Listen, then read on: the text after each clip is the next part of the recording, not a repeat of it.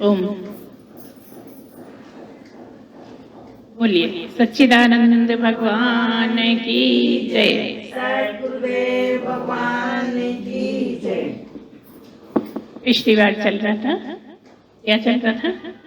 रात्रि काल, प्रवेश काल, इसकी बात हो रही थी। है पार्थ, वही ये समुदाय, भूत समुदाय उत्पन्न होकर प्रकृति के वश में हुआ, रात्रि के प्रवेश काल में लीन होता है और दिन के प्रवेश काल में फिर उत्पन्न होता है।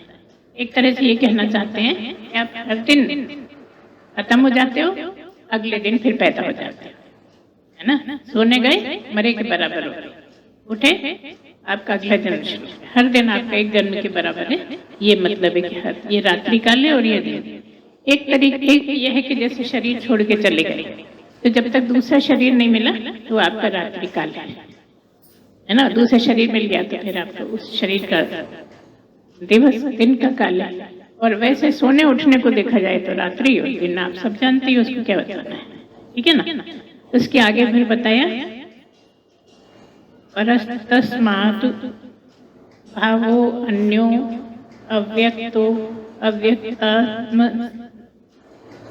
अव्यक्तात्मनात्मनः यः स सर्वेषु भूतेषु नश्यस्तु न विनश्यति। ठीक से देख नहीं रहा है हमको।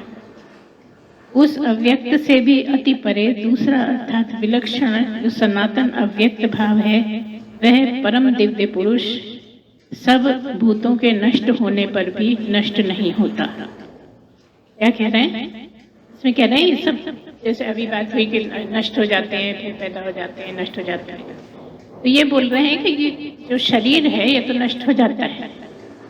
अभी पढ़ा था ना अपन अधिदेव, अधिभूत, है ना? पढ़ा था ना। अधिभूत कौन है? ये अधिभूत है ना? ये तो अधिभूत किसको कहते हैं? जो नष्ट हो जाता है, शरीर नष्ट हो जाता है ना, जला दिया जाता है, गढ़ा दिया जाता है, इस तरह से उसकी बात कर रहे हैं। कह रहे हैं जो सनातन अव्यक्त भाव है वह परम दिव्य पुरुष सब भूतों के नष्ट होने पर भी नष्ट नहीं होता। बात है कि ये तो नष्ट हो जाता है, लेकिन वो जो इसमें रहता है, जो दिखता नहीं आंखों से लेकिन होता है, मतलब परमात्मा, वो नष्ट नहीं होता। तरह तरह से इसको पूरी गीता में यही बतलाया जाता है कि शरीर तो चला जाता है लेकिन वो जो रहता है वो नष्ट नहीं होता, मतलब आप ही, आपका नाश नहीं होता। कहना ये चाहते हैं कि शरीर चला गया, जिसको तुम मैं कर रहे थे वो मर गया, लेकिन तुम थोड़ी मर गए, तुम फिर दूसरे कपड़े पहन लोगे, फिर दूसरा जन्म ले लोगे। इस तरह से दिव्य पुरुष सब भूतों के नष्ट होने पर भी नष्ट नहीं होता। वो जो दिव्य पुरुष, परमात्मा को ही बोला है दिव्य पुरुष। अव्यक्तोक्षरः इत्युक्तमहौ परमां गतिम यम प्राप्य न निवर्तन्ते तद्धाम परमं मम। जो अव्यक्त अक्षर इस नाम से कहा गया है, उसी अक्षर नामक अव्यक्त भाव को परम गति कहते हैं, तथा जिस सनातन अव्यक्त भाव को प्राप्त होकर मनुष्य वापस नहीं आते हैं वह मेरा परम धाम है। क्या मतलब है?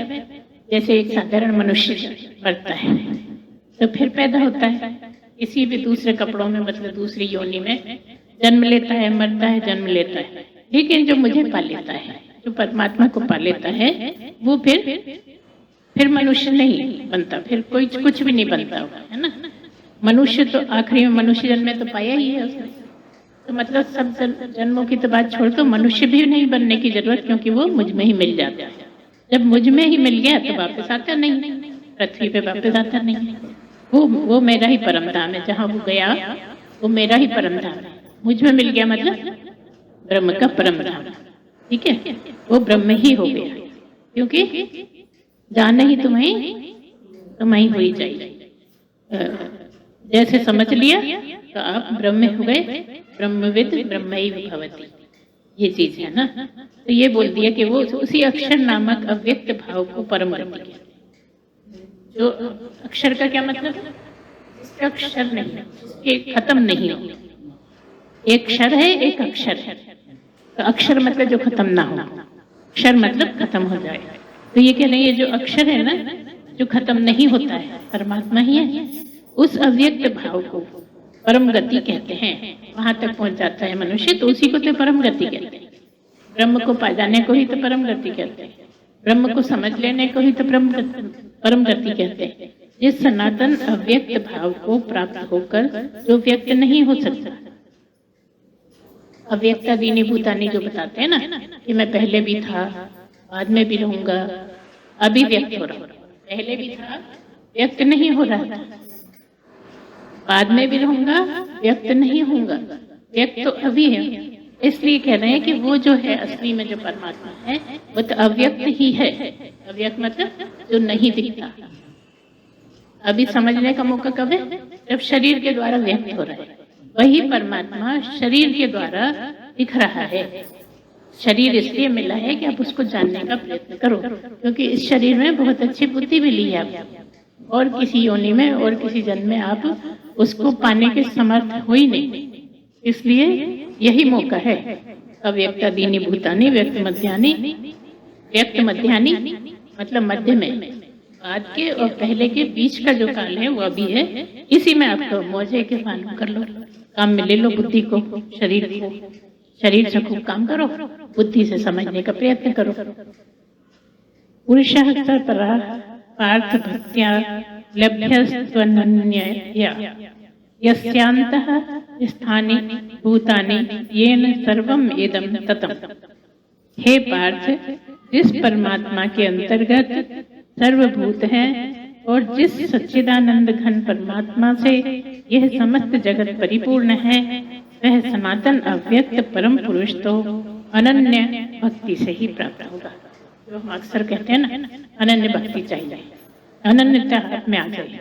ऐसा ये कह रहे हैं कि जो सब परमात्मा में जो भूत प्राणी रह रहे हैं, तुम और प्राणी रह रहे हैं, सब ये सब जो है सारे में परमात्मा ही है अंतर्गत, उसी में रह रहे हैं, परमात्मा में ही रह रहे हैं। घर में रह रहे हैं ना, ऐसे घर से भी ज्यादा परमात्मा में। बाहर भी है आकाश, अंदर भी है आकाश। आकाश सब जगह, लेकिन अभी आप घर में हो तो कह देते हो घर में रह रहे हैं। बाहर है कहते हो आकाश के नीचे है, यह भी है, वह कौन? परमात्मा। आप नहीं, आप अभी क्या हो? आप नहीं क्यों बोला? बार बार हम ये कह रहे हैं कि आप ही वही ब्रह्म हो, लेकिन अभी कह दिया कि नहीं हो, क्योंकि अभी नहीं जानते ना। तो कहते हो मैं अभी शरीर यहाँ रहता है। आप तो यहाँ पे भी हो, आप बाहर भी हो, दुनिया में पूरे में, पानी में भी हो, आकाश में भी हो, हर जगह हो। आप किसको बोला? ब्रह्म को। ब्रह्म हो जिसको नहीं जानते वो सब जगह है। और अभी शरीर की बात करो तो आप घर के अंदर है, घटाकाश, घट का आकाश, मकान को घट मान लिया जाए, घड़ा मान लिया जाए, उस आकाश में तो वो जो बाहर आकाश है और जो घड़े में आकाश अलग अलग है। आकाश का मतलब क्या है? खाली जगह। बिल्कुल सही, ध्यान रखिए। आकाश का मतलब वो आकाश नहीं, आकाश का मतलब हर खाली जगह। आपके पेट में भी बहुत जगह खाली खाली है, वो सब आकाश ही है, पेट में भी। तो इस तरह से ये बोल रहे हैं कि जो अव्यक्त भाव को प्राप्त हो गया उसकी बात कर रहे हैं। जिस परमात्मा के अंतर्गत सर्वभूत और जिस सच्चिदानंद परमात्मा से ये समस्त जगत परिपूर्ण है, जो अभी बोल रहे थे, बिल्कुल ठसा ठसा सारे में भरा हुआ परिपूर्ण, मतलब भरा हुआ है। कोई कहीं कुछ थोड़ी सी सुई के बराबर, सुई के नोक के बराबर भी जगह नहीं है जहाँ परमात्मा न हो, जहाँ सच्चिदानंद न हो। चाहे परमात्मा बोलो, चाहे सच्चिदानंद बोलो, चाहे ब्रह्म बोलो, एक ही बात है। तो हर जगह वही है परमात्मा, भरा भरा पड़ा है बिल्कुल, उसकी कोई कमी ही नहीं है। ना सतो विद्यते भावो, ना भावो विद्यते सतो। कहा कि उसकी कोई कमी नहीं है, उसका अभाव नहीं है। अभाव मतलब कमी नहीं है, वो तो सब जगह ठसा ठस है। तो वो हर जगह जगत परिपूर्ण कैसे है? परमात्मा से ही, ब्रह्म से ही। वह सनातन अव्यक्त परम पुरुष तो अनन्य भक्ति से।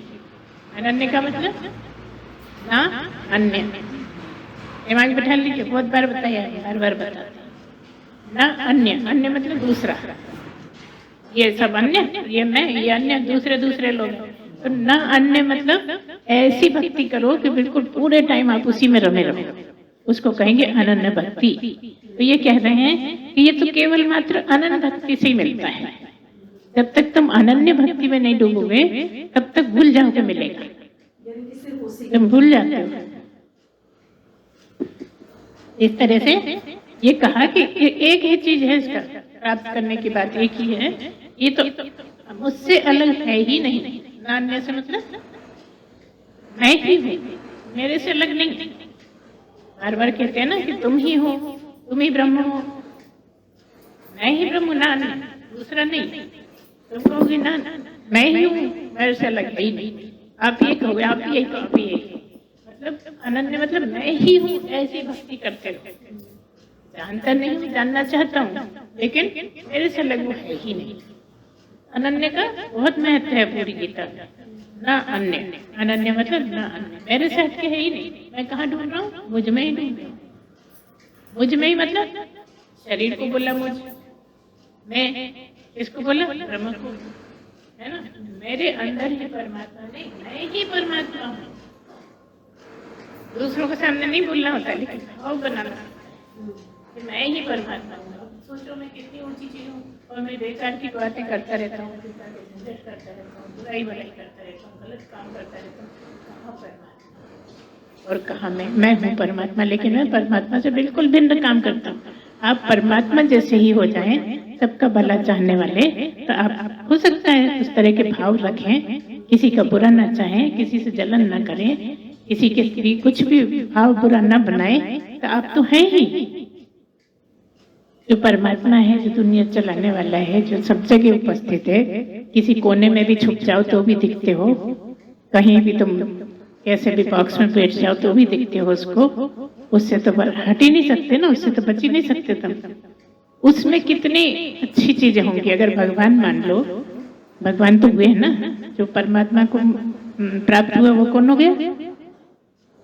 सॉरी, भगवान, ठीक है, भगवान ही हो गया। तो भगवान की क्या है खूबियां, वो अपने अंदर प्रवेश करो, अपने अंदर वो आदतें डालो जो भगवान में है।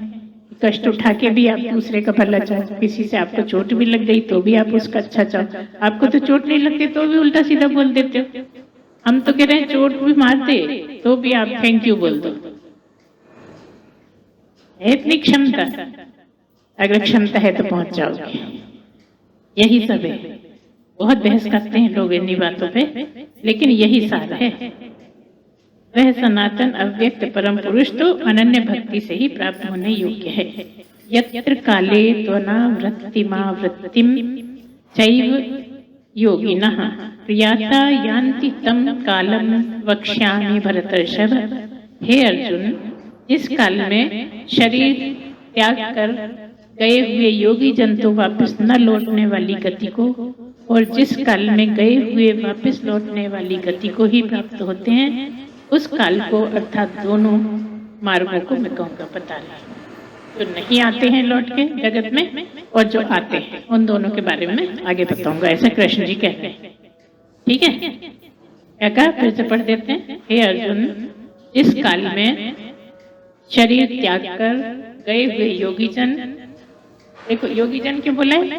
क्योंकि जो वापस नहीं आते, जिसने पूर्णता प्राप्त कर ली है वो वापस लौट के नहीं आते। और जो लौटने वाले हैं, हम तुम हम नहीं, ये सब जो भी लौटने वाले हैं उनकी गति का ही बताऊंगा क्या होता है, और जो नहीं आने वाले हैं उनकी बताऊंगा ये बात।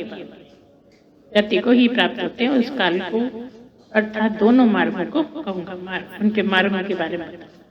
अग्निर्ज्योतिरः शुक्लः षण्मासा उत्तरायणम तत्र प्रयाता गच्छन्ति ब्रह्म ब्रह्मविदो जनः।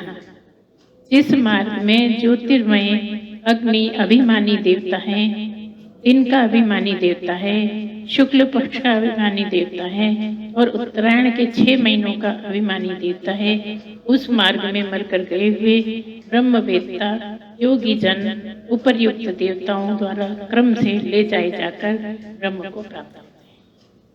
ठीक है, इनका बोल रहे हैं।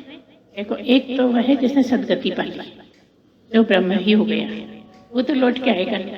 लेकिन कुछ किसी को ब्रह्म लोक जाना है, देखो एक ब्रह्म है, एक ब्रह्म लोक है। जो उससे कमतर है वो ब्रह्मलोक तक की यात्रा कर जाते हैं, मगर आते हैं फिर पृथ्वी पे। केवल जो ब्रह्म हो जाता है वही फिर कभी पृथ्वी पे नहीं आता, क्योंकि वो ब्रह्म ही हो गया, ब्रह्म में एकाकार हो गया, ब्रह्म में ही मिल गया। तो ये बोल रहे हैं कि ये जितनी जगह जगह के ये सब इन बातों में ज्यादा हम तो नहीं उलझते हैं, आपको पसंद आए तो आप अच्छे से पढ़ लेना ध्यान से, मगर जो बात ध्यान में रखने की है वो ध्यान में रखते जाओ। ये सब ऐसा नहीं है आपको एक नॉलेज दे रहे हैं, अरे वो इस दिन मर गए तब उनका क्या होगा, अरे वो अमावस्या को ऐसा हो गया तो क्या होगा, ये सब ढोंगबाजी। देखा हम गीता लेके बैठे हैं, ढोंग कह रहे हैं, गलती हो सकती है हमारी, लेकिन तब भी हम इस पे ज्यादा ध्यान नहीं देते, ध्यान देने वाली बातों पे ज्यादा ध्यान देते हैं। जिस मार्ग में ज्योतिर्मय अग्नि अभिमानी देवता है, जिनका अभिमानी देवता है, अलग अलग लोगों की बात ध्यान से सुन लो बस। शुक्ल पक्ष का अभिमानी देवता है, घर में पढ़ लेना, और उत्तरायण के 6 महीनों का अभिमानी देवता है। उस मार्ग में मरकर गए हुए ब्रह्मवेत्ता योगी जन उपरयुक्त देवताओं द्वारा क्रम से ले जाए जाकर ब्रह्म को प्राप्त करते हैं। ये जो सब चीजें बताई ना इतनी, ये पूरी बता दी, 6 मार्ग है, इसलिए इनका नाम दिया। ये ऐसे लोग जो हैं ब्रह्म को प्राप्त हो जाते हैं। और योगी लोग जो सदा ब्रह्म के ही भाव में बने रहते हैं, ब्रह्म को याद करते रहते हैं, अनन्य भाव में रहते हैं, ऐसे जो मर कर गए हैं वो ऐसे ब्रह्मवेत्ता मतलब ब्रह्म को जानने वाले, जो ब्रह्म को समझ गए। वेत्ता मतलब वेद से वेत्ता बना है, वेद मतलब जानना, वेत्ता मतलब जो ब्रह्म को जान गए, ऐसी योगी जन। योगी जन किसको बोलते हैं? योगी किसको बोलते हैं?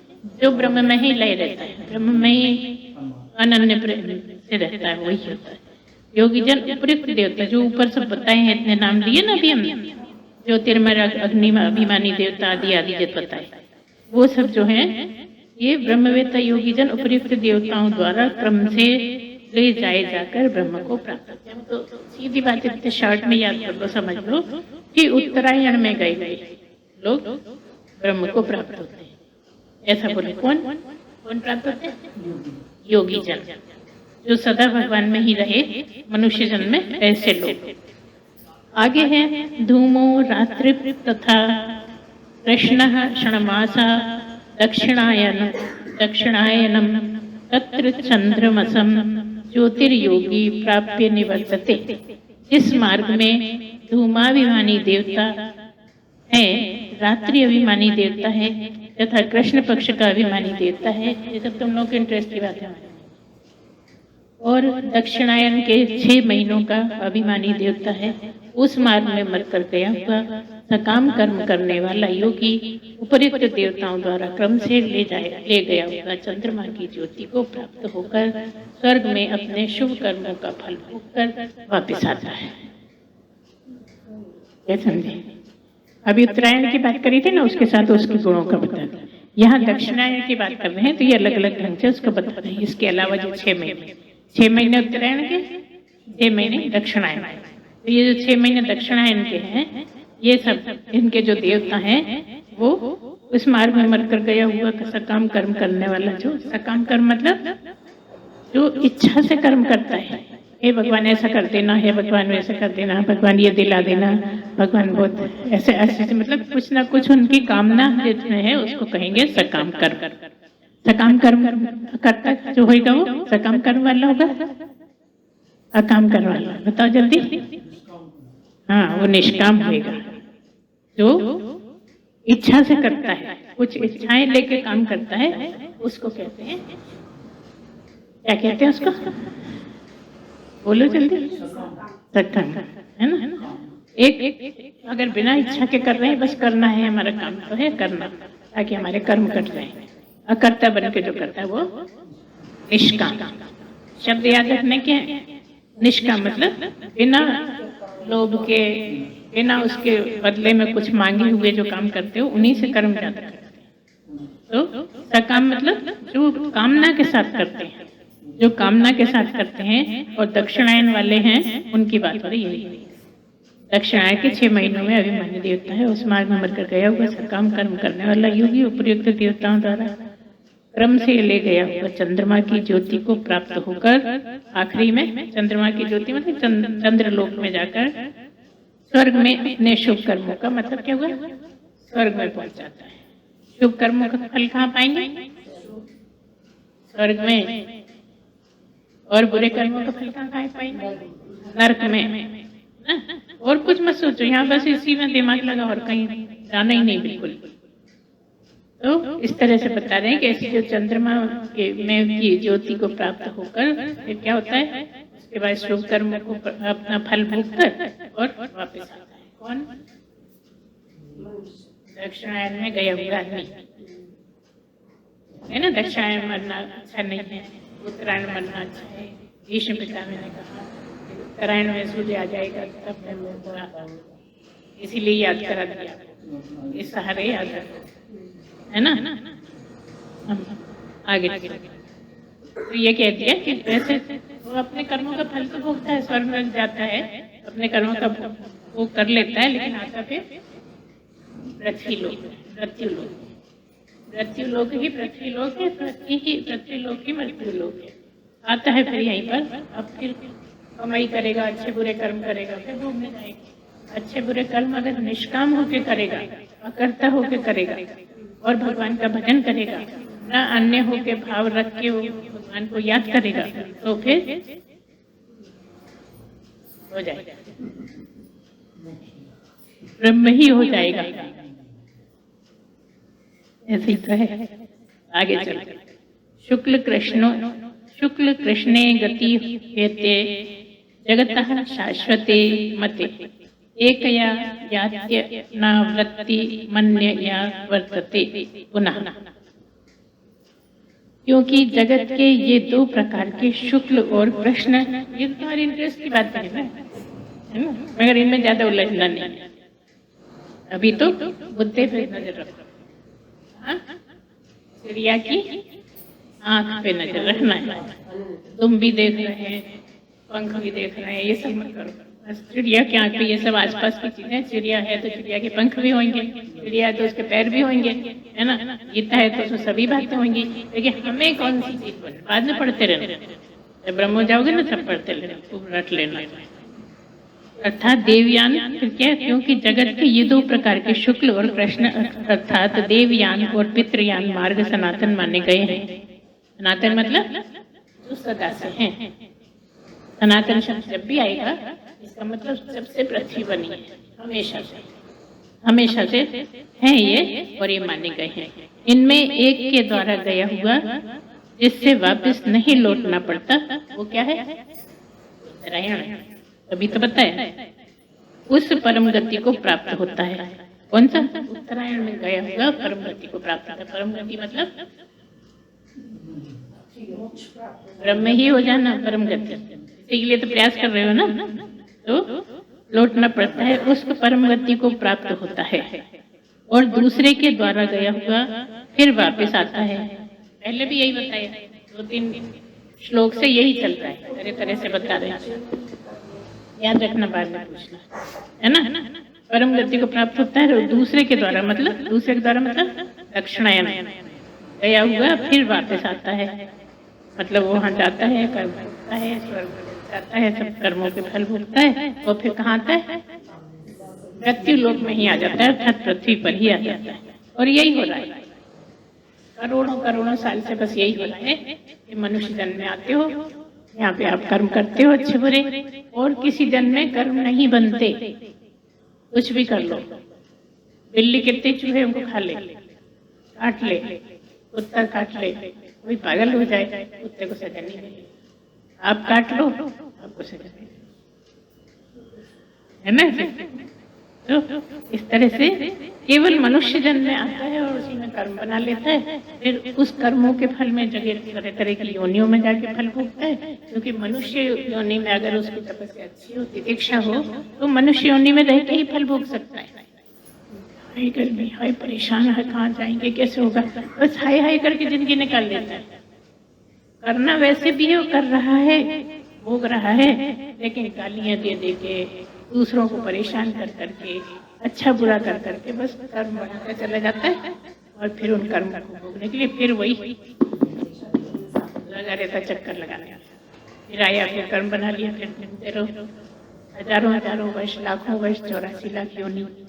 एक दिन की तो नहीं, 84 लाख दिन में हो जाओ, वर्षों वर्ष, है ना। इतना लंबा टाइम, तो यही सुनहरी मौका है, इसी में जो करते बने कर लो। क्या करते बने? नान्य वाली भक्ति, नान्य मतलब अनन्य वाली भक्ति अगर इस जन्म में कर ली, पीता ही वे सार ले, आगे बस बन जाओ नान्य। अनन्य भक्ति अभी से शुरू कर दो। काम कुछ भी कर रहे हो, काम बाधा नहीं है। अगर आपको हम तो बहुत काम है हमारे सिर पे, हम तो बहुत काम करते हैं, काम होए तो होने दो, नहीं हो तो नहीं होने दो, लेकिन भगवान में रहे। कहते हो कैसे ना में रहे, फिर हमारे काम तो गड़बड़ हो जाएंगे। नहीं, हाथों से काम हो रहा है, इतना अपने आप चलता है। मान लो अगर कोई झाड़ू लगा रहा है ना, झाड़ू लगा रहे हो तो क्या तुम कुछ भी नहीं सोच रहे? लगा तो झाड़ू रहे हो और पता नहीं चल रहा किस किस को गालियां दे दी, किसको अच्छा मान लिया, किसको बुरा मान लिया। बस वही चीजें छोड़ के भगवान में रहो। कोई भजन 2 लाइन याद कर लो, मन नहीं पूरा याद हो रहा मत होने दो।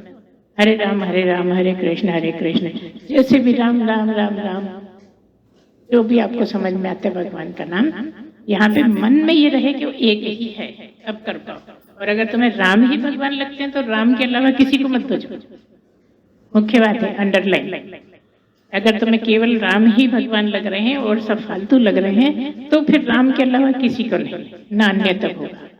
और अगर तुम नान्य ऐसा मानते हो कि भगवान है, परमात्मा ही है मुख्य, ये तो शरीर दिखते हैं अलग अलग, शक्ल सूरत अलग अलग दिख रही है परमात्मा ही, तो आप कोई भी भजन गा लो, कोई भी नाम ले लो, है ना। हो सकता है कुछ लोगों को इस पे आपत्ति हो हमारे बोलने पे, लेकिन हमें तो यही समझ में आता है और सही लगता है कि इष्ट एक हो सकता है, लेकिन जो राम है वही श्याम है। ऐसा क्यों कह दिया? क्योंकि है तो एक ही।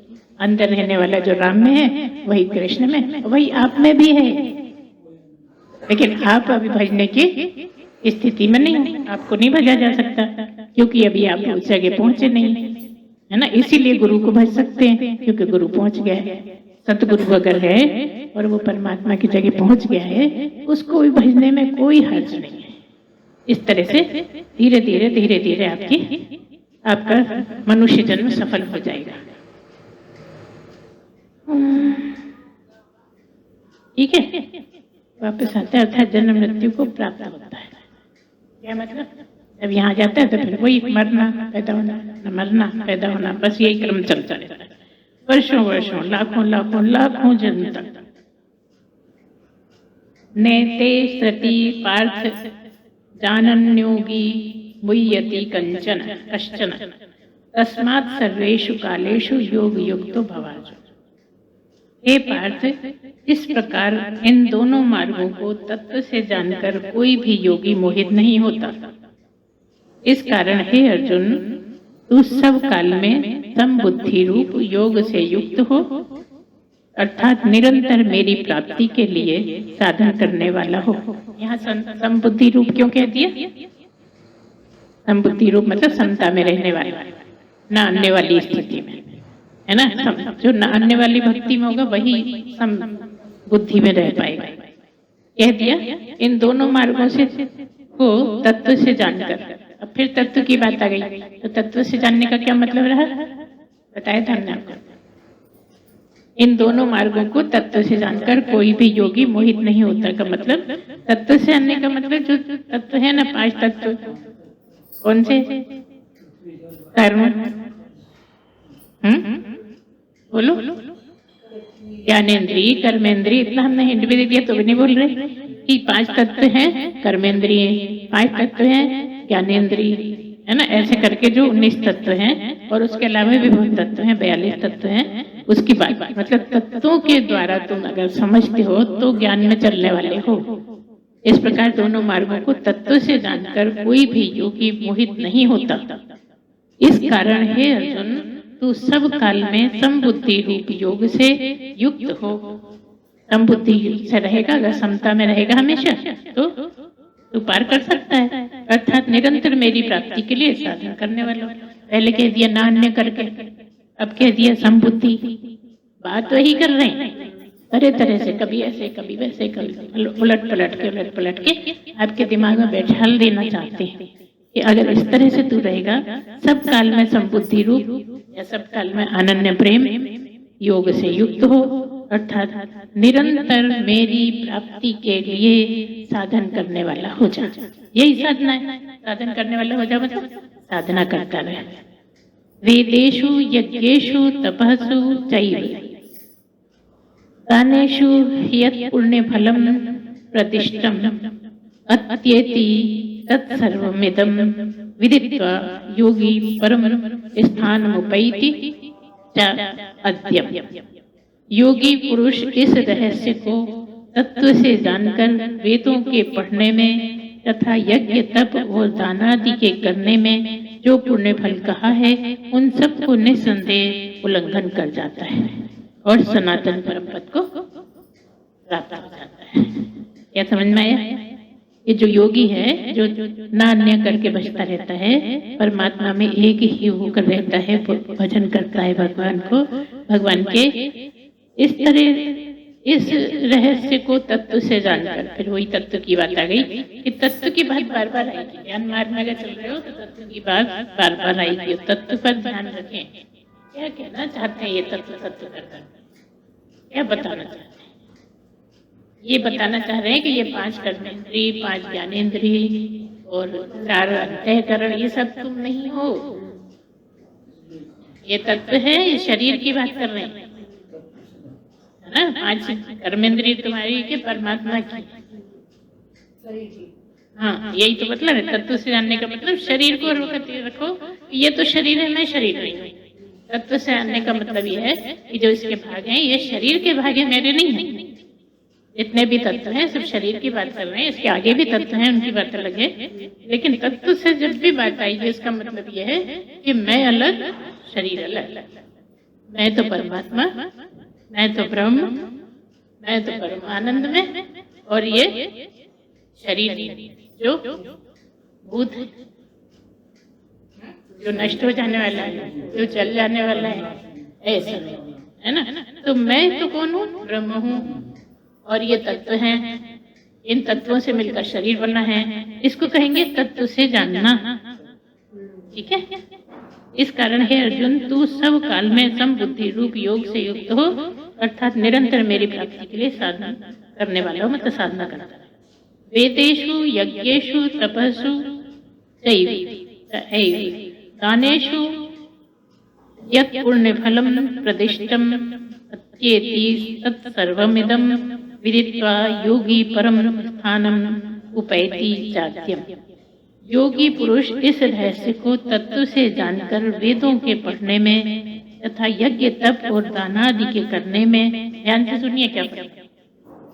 योगी पुरुष इस रहस्य को तत्व से जानकर, ये बात बता दी हमने अभी। वेद अब क्या करना है? इन सबको अच्छे से जानो तत्व से, और फिर वेदों को पढ़ने में टाइम लगाओ। यज्ञ दान पूजा पाठ जो भी कर सकते हो, हालांकि पूजा इसमें नहीं है। पूजा तो आपकी शुरू की है भक्ति का करके। जब भक्ति में पूरी तरह से हो जाओगे तब फिर आप वो वाली क्लास पास कर लोगे, तब फिर आप ज्ञान को समझ पाओगे, ये मतलब है। तो ये सब करके आप क्या करो? ये वेदों को पढ़ो, दान करो, तप करो, और जो भी पुण्य फल तुम्हारा कहा गया है उस सबको पार कर जाओ। अब करने की जरूरत नहीं, पार कर जाओ तो मतलब क्या? जैसा हमको बोल दिया गया कि अब आपको कुछ करने की जरूरत ना, दान पुण्य करना है, मतलब उस दृष्टि से साधना करने की दृष्टि से कुछ नहीं करना।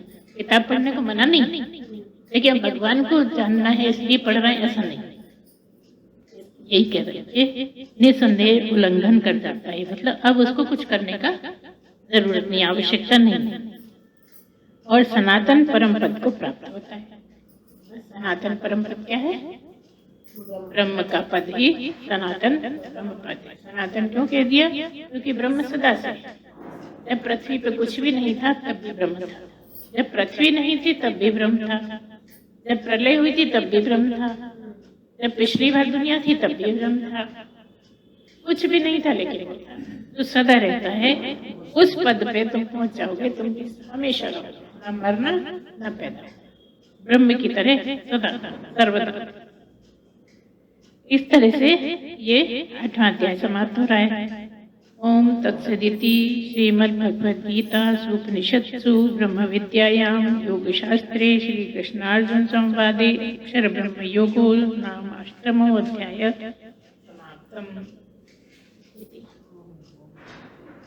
सच्चिदानंद भगवान की जय।